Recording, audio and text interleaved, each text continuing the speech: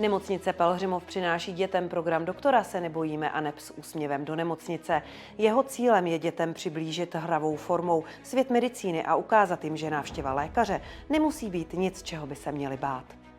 Snažíme se dětem vysvětlit, jak funguje lidské tělo, kde mají srdce, plíce, ledviny, můžou si zkusit jednotlivá jednoduchá vyšetření, třeba si poslechnout svoje srdíčko, můžou se nás kdykoliv na cokoliv zeptat, ukážeme jim pomůcky, se kterými se u nás setkají, aby se jich potom nebáli.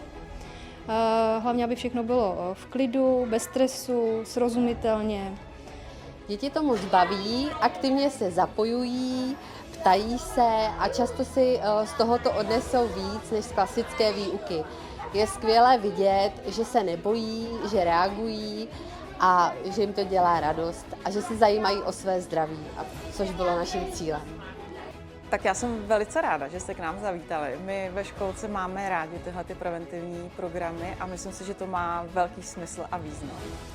Zpětná vazba od dětí i učitelů nás velmi těší. Vidíme, že to má smysl.